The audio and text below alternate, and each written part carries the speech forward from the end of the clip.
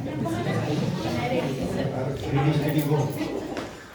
सर्वांना नमस्कार.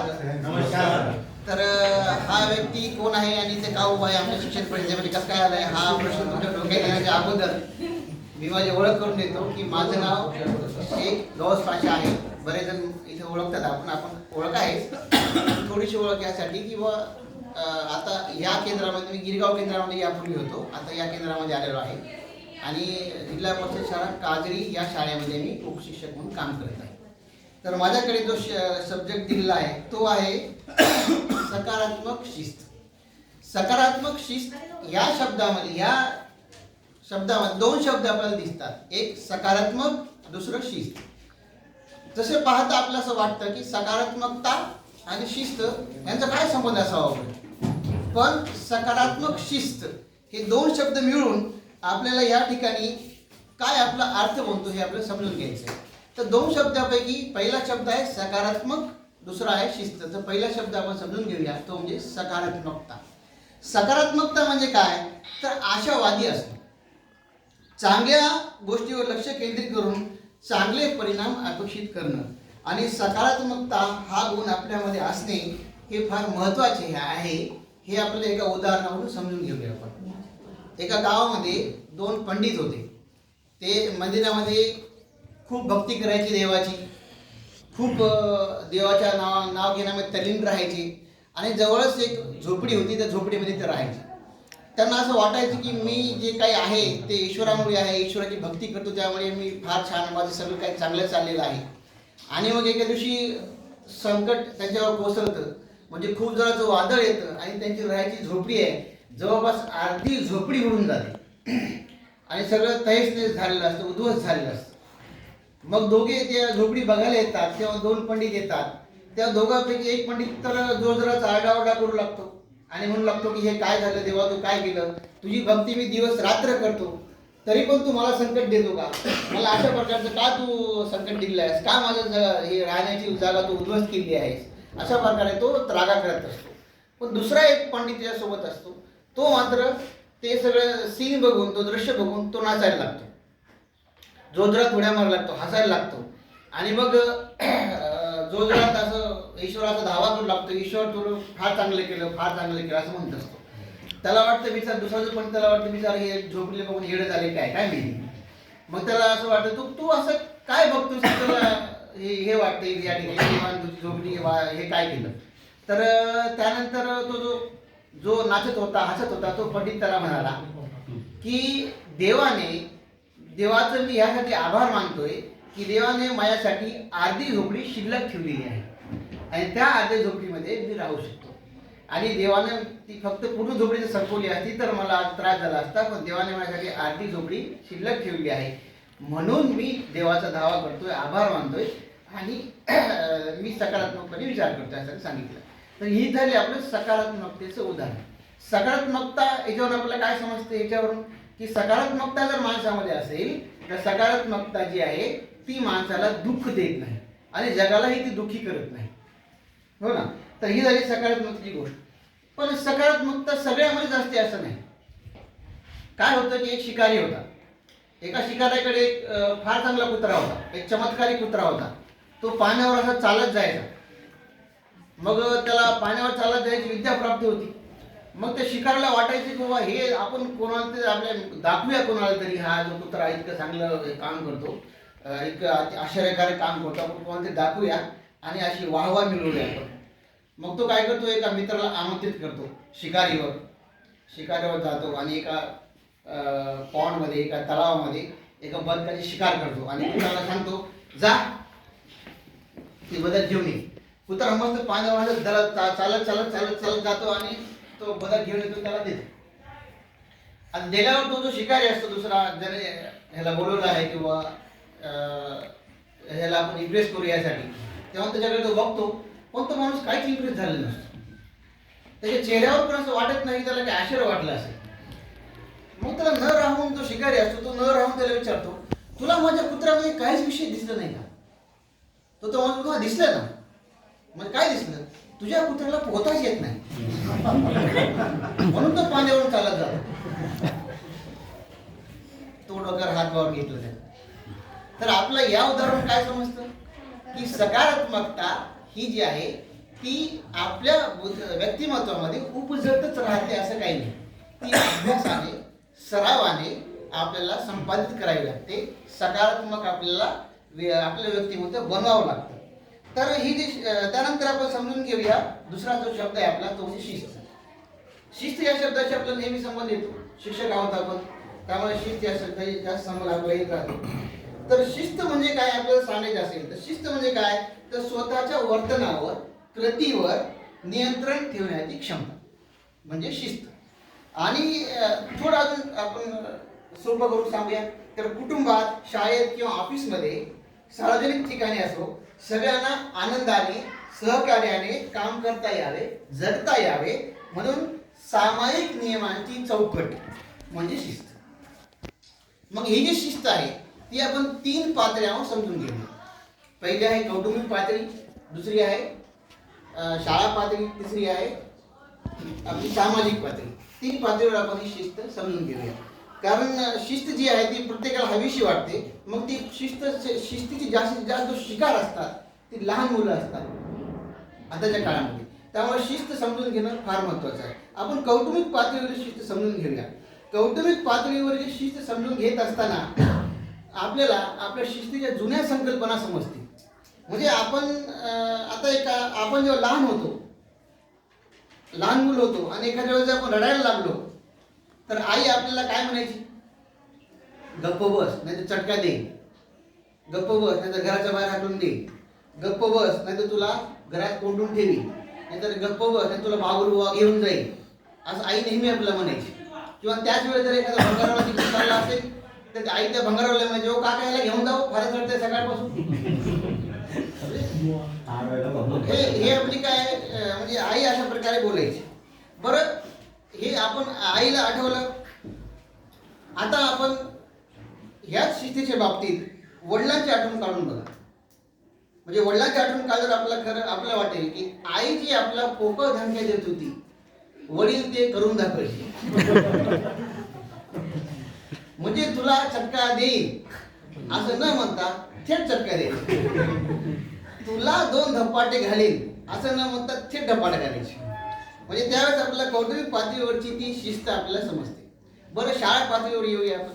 शाळा पातळीवर काय होतं? शाळा पातळीवर शिस्त समजून घेताना पुन्हा आपलं बालपण आठवा, पुन्हा आपलं लहानपणी आठवा.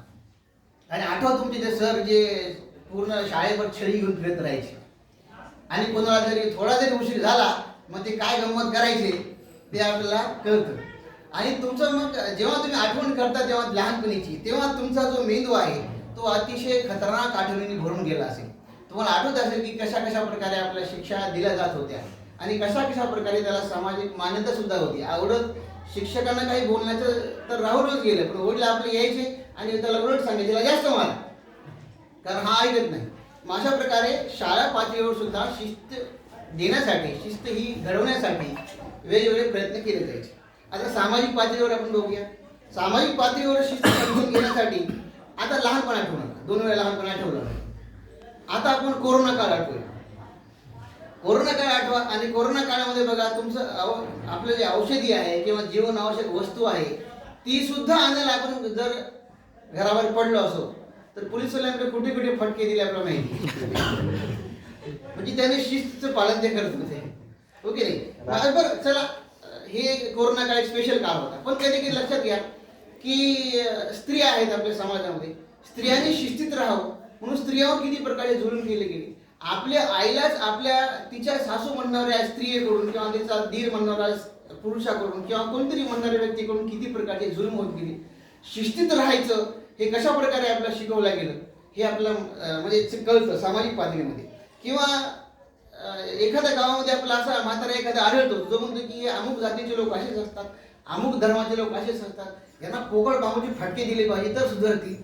कारण शिस्ती संकल्पना ही अशा प्रकारे समाजामधून सुद्धा येते.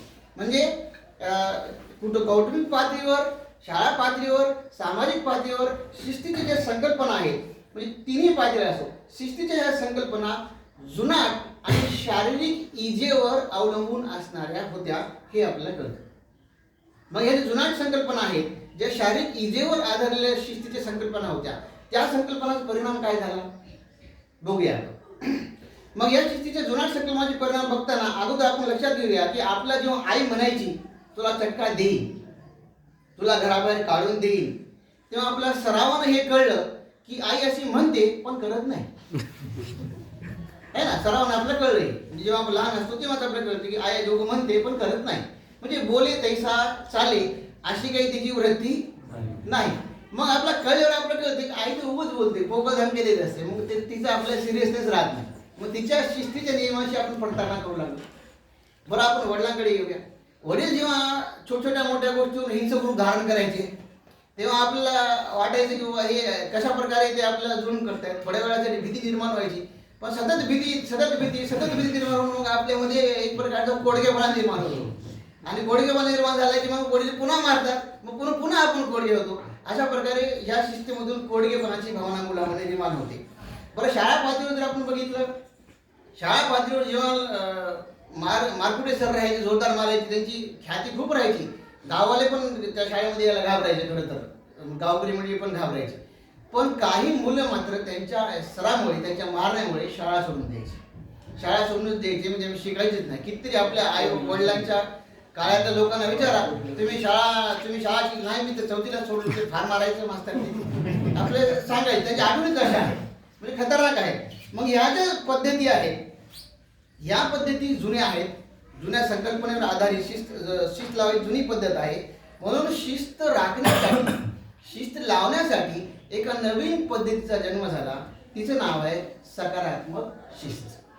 तर ही जी सकारात्मक शिस्त आहे, या पद्धतीचा जन्म का झाला हे समजून घेताना आपल्याला समजावं लागेल की आपण ज्या जुनाट संकल्पना बघितल्या, जे शारीरिक इजेवर अवलंबून होत्या, शिक्षेवर अवलंबून होत्या, त्या संकल्पना या दोन मानसशास्त्रीय संकल्पनेवर आधारित होत्या. ते म्हणजे बक्षीस आणि शिक्षा.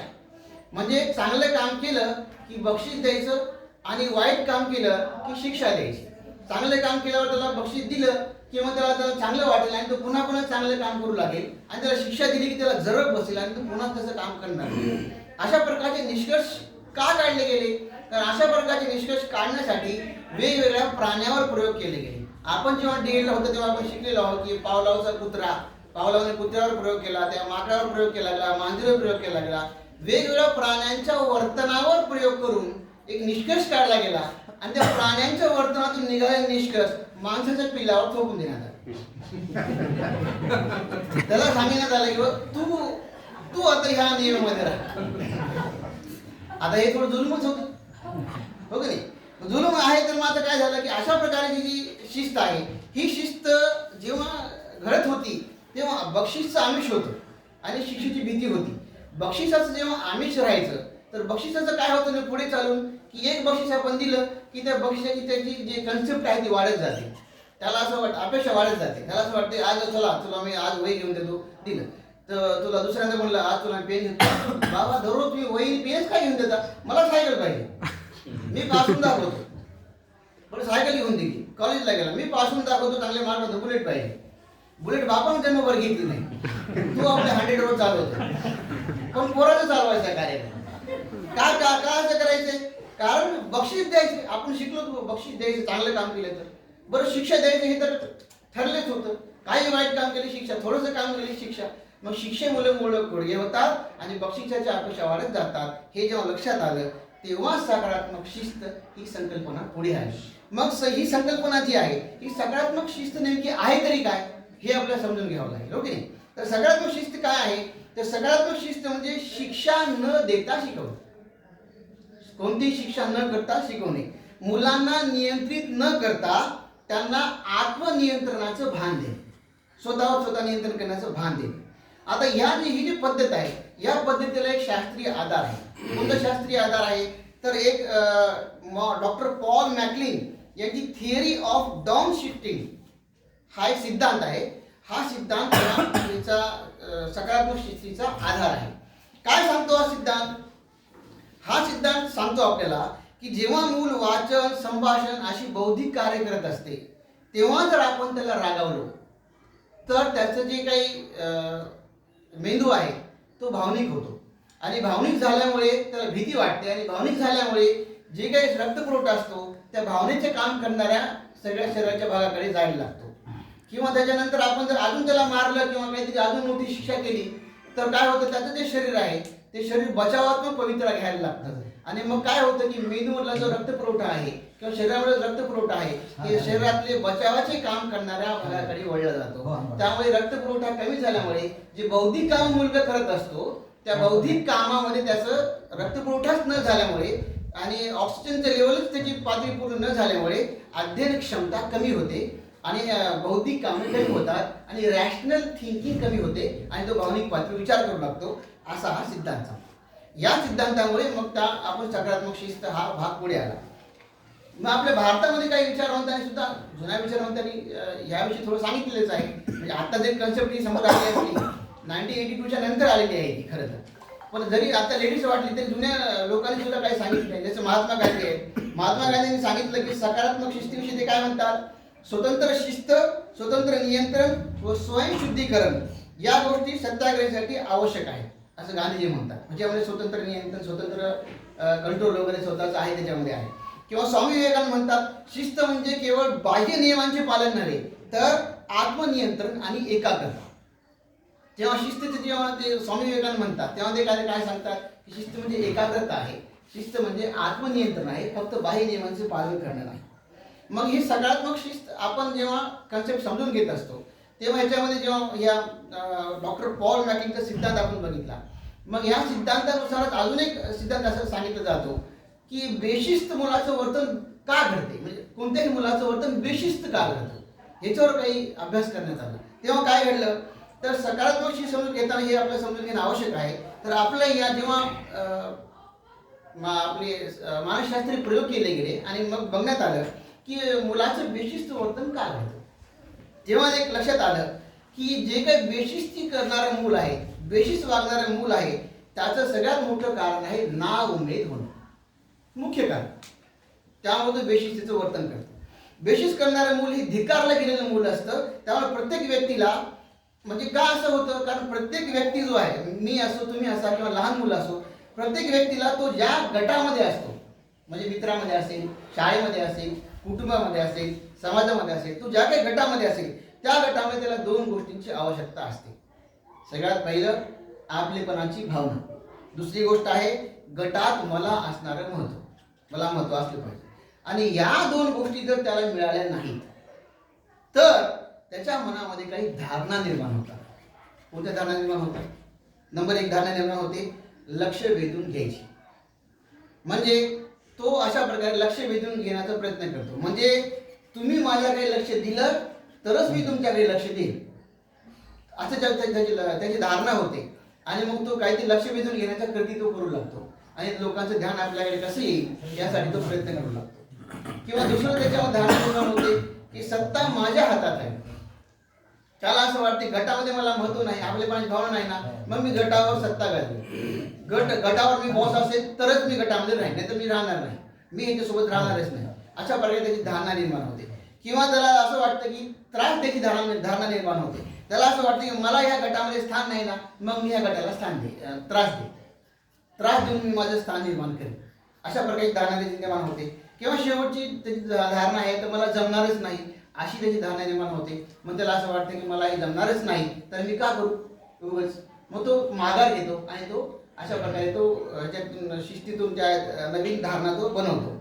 अशा प्रकारे दोन गोष्टी जर नाही मिळाल्या तर बेशिस्त वर्तन मुलाचं घडतं, हे आपल्या लक्षात आलं. त्यामुळे बेशिस्त मूल म्हणजे काय तर नाउमेद करणाऱ्या परिस्थितीशी जुळवून घेत असलेलं मूल आहे. असा दृष्टिकोन जर आपण ठेवला तर मग मुलांचं जे बेशिस्त वर्तन आहे ते आपण समजून घेऊ शकतो. मग आपल्याला असा प्रश्न पडतो की जर मुलांना शिक्षाच करायची नाही, मारायचं नाही, ओरडायचं नाही, जोरात बोलायचं नाही, तर मग असं न करता शिस्त कशी लावायची? तर एक आपण बघू शकतो, एक पहिली ऍक्टिव्हिटी आहे की आपण वर्तन त्याचं चुकीचं का आहे हे त्याला समजून सांगायचं. त्याला त्याच्या जे वर्तनाचे परिणाम समजावून सांगायचे की तू असं असं करशील तर नुकसान होईल.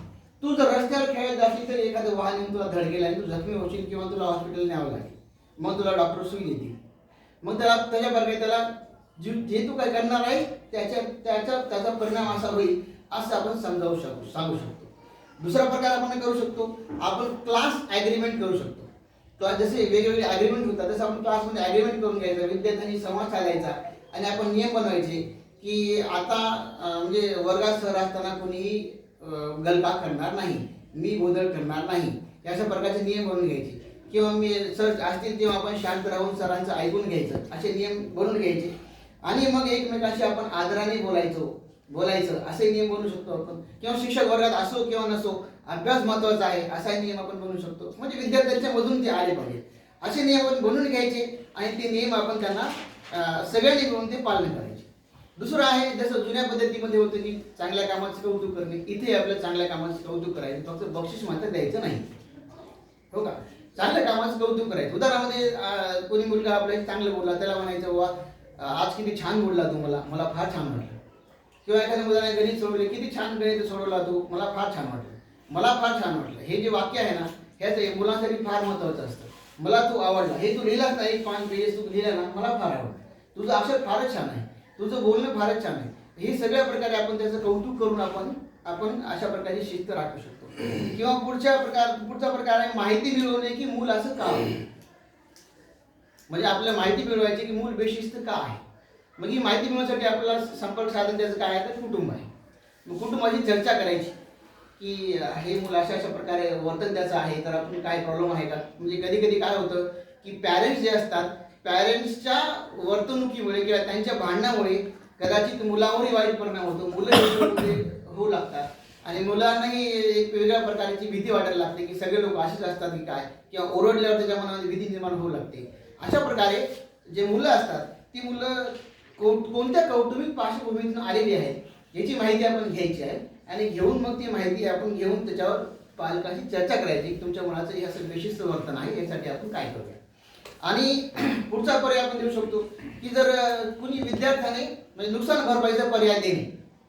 कुणी विद्यार्थ्याने दुसऱ्या विद्यार्थ्याची वही फाडली किंवा दप्तराचं एखादं हे पाडलं, समोरचं हे पाडणं, खिसा फाडला त्याचा, किंवा जे काय केलं, नुकसान केलं, जे काही नुकसान केलेलं आहे त्याची नुकसान भरपाई करून देणे. हा त्याला आपण दंड लावू शकतो. दंड लावल्यामुळे त्याला थोडं कळेल आपलं नुकसान होतं, ह्याच्यामध्ये आपलं नुकसान झाल्यामुळे मग तो विचार करायला लागेल की आपण बेशिस्त वागायचं नाही. किंवा आपण बडी सिस्टम एक सिस्टम आहे, तो म्हणजे मित्र सिस्टम. म्हणजे मित्राचं फार ऐकतात. म्हणजे कोणत्याही पिढीची घ्या, आपली पिढी असो किंवा आपल्या अगोदरची पिढी असो, त्यांचं म्हणणं असतं की माझा पोरगा माझं बिलकुल ऐकत नाही, त्याच्या मित्राचंच ऐकतो. मित्राचं ऐकतो ना, चला मित्राला सांगायला थांबा. म्हणजे आपलं कदाचित असं होतं, म्हणजे जुन्या काळी पण होतं, आताही असं होतं की आपल्याला वडिलांशी आणि मुलांचा संवाद इतका चांगला नसतो, तेव्हा ते वडील त्याच्या मित्राशी बोलतात आणि म्हणतात की तुझ्या मित्राला हे सांगण्यात आलं, असं समजावून सांगण्यात आलं. तो सांगू शकतो की वडील ह्या नात्याने, पण इतकं रिलेशन डेव्हलप झालेलं नाही. मग आपलं रिलेशन अजून डेव्हलप झालेलं नाही ना, मग आपण पण ही बडी सिस्टम वापरून बघूया. आपण पण अशा एखाद्या मुलाला घेऊया, त्याचा जो मित्र असतो त्या मित्राला आपण सांगूया की बाबा तू याला जरा समजावून सांग की अशा प्रकारचं ओरडणं गोंधळ करणं हे चांगलं काम नाही. शिक्षक असताना मध्ये बोलणं चांगलं नाही, शिक्षकांना उलट बोलणं चांगलं नाही, शिक्षकाने एका आवाजावर जर तुला सांगितलं तर पटकन बसणं ही चांगली गोष्ट आहे, हे आपण त्या मित्राच्या ह्याच्यातून सांगू शकतो. किंवा आपण वर्गामध्ये शाळेमध्ये एक शांतता कोपरा निर्माण करू शकतो. शांतता कोपरा ही काय कन्सेप्ट आहे. शांतता कोपरा म्हणजे अशी जागा असली पाहिजे एका ठिकाणी जिथे सगळी शांतता असली पाहिजे. अगदी जशी अशी शांतता असली पाहिजे. मग ही शांतता त्याला अनुभवता आली पाहिजे. मग ही शांतता तो काय करेल की शांत बसेल एखाद्या त्या वर्गामध्ये किंवा त्या कोपऱ्यामध्ये आणि एखाद्या गोष्टीचं पुस्तक वाचेल किंवा एखाद्या चांगलं पुस्तक तो वाचेल आणि वाचताना जो शांतीचा अनुभव त्याला होतो तेव्हा त्याला शांतीचं महत्त्व कळेल की शांत राहिल्यामुळे किती पीसफुल वाटतं. मग तुम्ही परिपाठामध्ये मौन ही संकल्पना घेऊ शकता. परिपाठामध्ये जेव्हा मुलं पसायदान संपतात तेव्हा मौन की स्थिती घ्यायची. मग मौन घ्यायचं, 1-2 मिनिट त्यांना मौन करायचं, त्यांना सगळे आवाज ऐकायला सांगायचे वेगवेगळे आणि त्यांना दीर्घ श्वास घ्यायला सांगायचं. मग त्यांना काय होतं की हळूहळू असं कळतं की दूरदूरचे आवाज त्यांना ऐकू येतात आणि मन शांत वाटतं, शांतता हवीशी वाटते, शांततेचं महत्त्व कळतं. मग अशा प्रकारे आपण शांतता कोपरा निर्माण करून किंवा शांततेचं महत्त्व त्याला आपण सांगून देऊन सामाजिक शिस्त निर्माण करू शकतो. किंवा विविध खेळ आहेत, खेळाद्वारे आपण असं करू शकतो. आता लहान मुलामध्ये प्रचंड ऊर्जा असते, ती ऊर्जा कुठं खर्च करावी त्याला माहीत नसतं, त्यामुळे तो म्हणजे उलटे पालटे कामं करत असतो. मग अशा वेळेस आपण जर खेळ घेतली तर त्याची जी ऊर्जा आहे ती खेळाद्वारे निघून जाईल. म्हणजे खेळामध्ये तू आपली ऊर्जा वापरेल. मग तो आपल्या वर्गामध्ये जेव्हा तास सुरू असेल तेव्हा त्याच्याकडे ती ऊर्जा राहणार नाही किंवा तिथे तो ऊर्जा वापरणार नाही, तिथे गोंधळ तो घालणार नाही. त्यामुळे आपण त्याचे वेगवेगळे खेळ घेतले, शारीरिक श्रम आले खेळ घेतले किंवा कोणतेही आपण खेळ घेतले तर अशा प्रकारे काय होतं की त्या मुलाचं ऊर्जा जी आहे ती अशी कन्वर्ट होते. किंवा आपण असं करू शकतो की मुलाला काय करू नको म्हणजे हे सांगण्याऐवजी आपण त्याला पॉझिटिव्हली सांगायचे काय करायचं. म्हणजे गोंधळ करू नको असं सांगण्याऐवजी त्याला सांगायचं हे घे, हे 4 घ्यायचे सोड. त्याला सांगायचं गोंधळ करायचे हे असं असं करू नको म्हणायचे हे एक काम कर कविता पाठ, एक काम कर हे जे मूळाक्षर आहे ते मूळाक्षर लिही, एक काम कर हे जे अक्षरामध्ये जे संख्या आहे त्या अक्षरामध्ये मला लिहून दाखव. किंवा अशा प्रकारे आपण त्याला काय कर काय करायचं आहे हे कन्सेप्ट आपण त्याला सांगू शकतो. त्यामुळे मुलाला आपण सकारात्मकपणे शिस्त लावू शकतो. किंवा शिक्षकांनी स्वतः आदर्श वर्तन ठेवणं आवश्यक आहे. म्हणजे मुलांना आपण सांगायचं की असं असं अमुक अमुक गोष्ट करू नको आणि ते आपणच करायचं. मग मुलांना मुलावर काय परिणाम होतो, मुलांना वाटतं की हे आपल्याला बोलताना स्वतः काय करत नाही. मग आपलं काय पाहिजे, आपलं व्यक्तिगत आदर्श पाहिजे. आता मला एक राजस्थानच्या एका ऑफिसरची गोष्ट या ठिकाणी आठवते. त्या फार मोठे ऑफिसर होते, त्यांना बोलावलं की भ्रष्टाचार मुक्त भारत या गोष्टीवर त्यांना व्याख्यान द्यायला बोलावलं. त्यांनी प्रचंड व्याख्यान केले, तासभर व्याख्यान केलं. व्याख्यान केल्यावर त्यांनी मोबाईल नंबर शेअर केला, सांगितलं कोणी जर भ्रष्टाचार केला असेल तर मी त्याला कडक शिक्षा देईन. त्यामुळे हे माझा नंबर घ्या आणि कोणी जर भ्रष्टाचार केला असेल तर माझी तक्रार माझ्याकडे का. आणि ते भाषण करून खाली उतरले की अँटी करप्शन घेऊन त्यांना पकडले. त्याने करोडचा घोटाळा केला. आता म्हणजे बोली त्याच्यात चाले हा कार्यक्रम नाही. मग आपण मुलांना म्हणतो असं असं करू नका बाबा, पण आपणच करत नाही. मग मुलावर काही परिणाम होणार नाही. त्यामुळे आपलं वर्तन कसं आहे, आपलं वर्तन हे आदर्श असणं फार आवश्यक आहे. तर अशा प्रकारे आपण म्हणजे सामाजिक जी शिस्त आहे ही शिस्त आपण निर्माण करू शकतो. सकारात्मक शिस्त जी आहे ती आपण निर्माण करू शकतो. पण एक गोष्ट आपल्याला लक्षात घ्यायची आहे की आत्ताचा जो काळ आहे तो आपल्या लहानपणीपेक्षा वेगळा काळ आहे. आपल्याला आपल्या वडिलांना आपण कोणत्या वर्गामध्ये होतो हे काही माहीत राहायचं नाही. म्हणजे त्याला जर विचारलं, कोणी विचारलं हा रे मुलगा छान लिहितो कितीला आहे, ते त्यालाच विचारायचं कितीला आहे तू. बरोबर आहे मी चौथीला आहे. बापाला काहीच माहित नाही. पण आता पॅरेंटिंग बदलली आहे, पालक नीती बदललेली आहे. आता एवढी मुलं पण नाही, म्हणजे अगोदर 5-5, 6-6 मुलं पण नाही, त्यामुळे जास्त काळजी पण नसावी कदाचित. किंवा एकत्रित कुटुंब पद्धती होती त्यामुळे एकत्रित कुटुंब पद्धती असल्यामुळे कोणी ना कोणी सांभाळ करायचा. आता मात्र आपली 2 मुलं आणि आपण एवढं जग लोकांचं झालेलं आहे. मग एवढं जग झाल्यामुळं मग काय झालं की ही मुलं फार लाडात वाढत आहेत. आणि लाडात वाढणाऱ्या मुलाला मोठा आवाज करून बोललेलं माहिती नाही, मोठ्या आवाजाने ओरडलेलं माहिती नाही, त्यांना अपमान माहिती नाही. त्यामुळे आपण मात्र मुलांना ओरडू लागलो, खेकसू लागलो, जोजरात ओरडू लागलो, त्यांचे शाब्दिक अपमान करू लागलो तर त्यांना हे सगळं नवीन वाटेल आणि नवीन वातावरणाशी ते नवीन लवकर जुळून घेणार नाही. त्यामुळे सकारात्मक शिस्त लावताना सकारात्मकता असणं फार आवश्यक आहे. म्हणजे आपण करतो तेव्हा बऱ्याचदा शिक्षक काळजीपोटी करतो. नवीची मुलगी होती, नवीची मुलगी कुठल्या तरी वर्गामध्ये ती शाळेमध्ये ती आली नाही. शिक्षकाने बघितलं की ती कोणातरी स्कूटीवर बसून जाते. मग शिक्षकाने घरी सांगितलं की तुमची मुलगी आली नाही, ती स्कूटीवर बसून गेली. मग ती मुलगी जेव्हा घरी गेली तेव्हा आईने त्याला म्हणजे आता तर रागवलं असेल, आपली पद्धतीची आहे की कुठे फिरतो तू, काय अशी करते, असं काय करते. मग तिनं तुझ्या कोणी सांगितलं तुला, हे सरांनी सांगितलं. मग तिने मस्तपैकी चिठ्ठीमध्ये सरांचं नाव लिहून आत्महत्या करून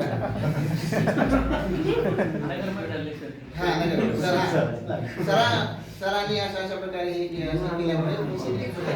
मग मुलं काय होतं, मुलांचं जे काही अपमान सहन करणे किंवा शाब्दिक मार सहन करणे किंवा कोणतीही बोलणं सहन करणे किंवा आपल्याला व्यवस्थित नसलेली, आपल्याला आवडत नसलेली परिस्थिती सहन करणे हे आता थोडंसं कमी होत चाललेलं आहे. त्यामुळे आपण हा बदललेला काळ लक्षात घेणं फार आवश्यक आहे शिक्षक म्हणून.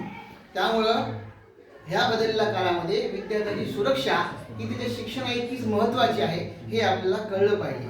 त्यामुळं आपण सकारात्मक शिस्त आता वापरूया. ह्याच्यामध्ये आपण शिस्त लावताना बरं, सकारात्मक शिस्त लावताना आपल्याला अडथळे येणार नाहीत का? अडथळे येणार. आता बघा, जसं एक शिक्षक होते आणि त्यांचा एक टार्गेट विद्यार्थी होता, कोणते काम उलटे पालटेच करायचं.